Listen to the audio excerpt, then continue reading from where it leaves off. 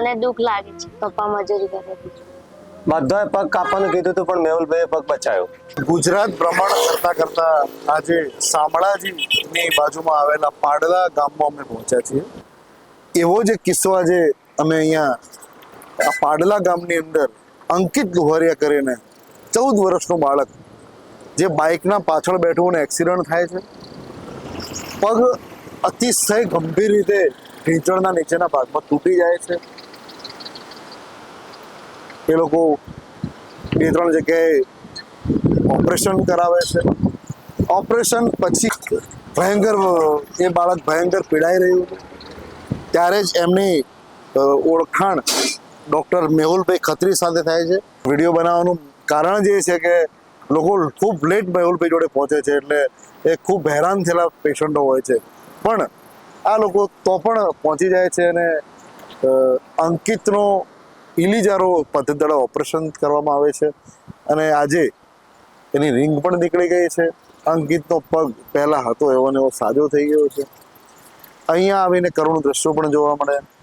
પિતા આવું ભયંકર કહેવાય કે મજૂરીવાળું કામ કરીને એકના એક દીકરાને બચાવવાનો પ્રયત્ન કરી મોટા મોટા શહેરોમાં લઈને ફરે છે અને છતાં પણ નિષ્ફળતા મળે છે. અને મેહુલભાઈ દ્વારા છેલ્લે અંતે દરેક પેશન્ટની જેમ મેહુલભાઈ જોડે જઈ અને પગ બચી જાય છે. અને આજે અંકિતની મુલાકાત લીધી. અંકિત સાજો થઈ ગયો છે અને એ સરસ સ્કૂલમાં જાય છે, ભણવા માટે જાય છે. એના પણ ઘણા બધા સપનાઓ છે. પપ્પાને મજદૂરી કરતા જોઈ એ પણ ખૂબ દુઃખી થાય છે કે પપ્પાનો હેલ્પ કરવું મોટો થઈને. અને ખૂબ ડાયો છોકરો છે અને ભણવા માટે હવે 10મા ધોરણમાં પ્રવેશી ચૂક્યો છે અને રૂટીન લાઈફ એમની ચાલુ થઈ ગઈ છે. મને દુઃખ લાગે કે હું મોટો થઈને કંઈક હું બનીશ અને પપ્પાને હેલ્પ કરું.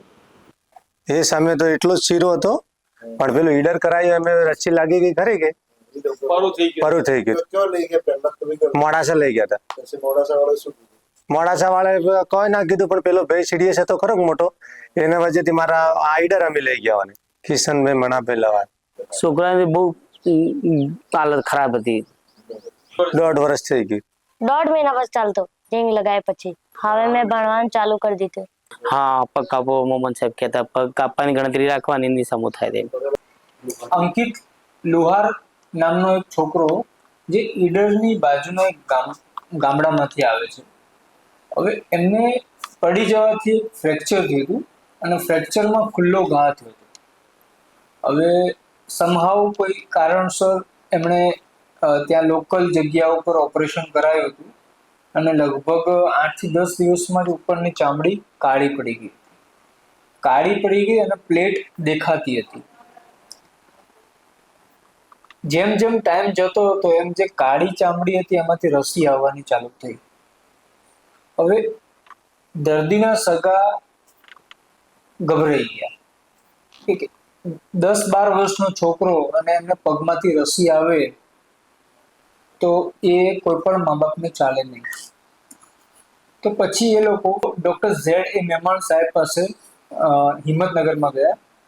ત્યાંથી મને રેફરન્સ આપ્યો કે આ છોકરાનું આપણે શું કરી શકીએ. તો આપણે એમાં પછી ઇલિઝારો ટેકનિકથી જેટલો ખરાબ હાડકું હતું એટલું કાઢી, એ લગભગ 8.5 સેન્ટીમીટર હાડકું હતું. એ 8.5 સેન્ટીમીટર હાડકું કાઢીને આપણે ફરીથી એની લંબાઈ પણ વધારી. આજની તારીખમાં એની રિંગ નીકળી ગઈ છે. પેશન્ટનું ઇન્ફેક્શન મટી ગયું છે. પેશન્ટ સરસ રીતે ચાલી શકે છે. પેશન્ટનું જે ઘૂંટણમાંથી મુવમેન્ટ થવી જોઈએ એ પણ પૂરેપૂરી છે. આજે એમ જોવા જઈએ તો દર્દી સંપૂર્ણ. તો આવા કિસ્સામાં કે જેમાં વાગ્યા પછી કે રસી થઈ ગઈ હોય પછી જેટલું જલ્દી આપણે ઇલિઝારો સર્જન પાસે પહોંચીએ એટલું જ જલ્દી અને સારું રિઝલ્ટ મળતું હોય છે. એમ્સ દવાખાનામાંથી કાઢીને ઈડર લઈ ગયા. ઈડર વાળાએ ઓપરેશન કર્યું, એમાંથી એને પરું થઈ ગયું હતું. એ પછી ખોલીને પેલા હિંમતનગર વાળા ડોક્ટર નહીં સાહેબ, પેલા મોહમ્મદ સાહેબ, એમને પેલા અમદાવાદ મેહુલ ખત્રી એ મળીને પછી એનું ઓપરેશન કર્યું, પેલું ઇસ્કુરા વાળું. મોટી વાત થઈ ગઈ, રેડી થઈ ગઈ.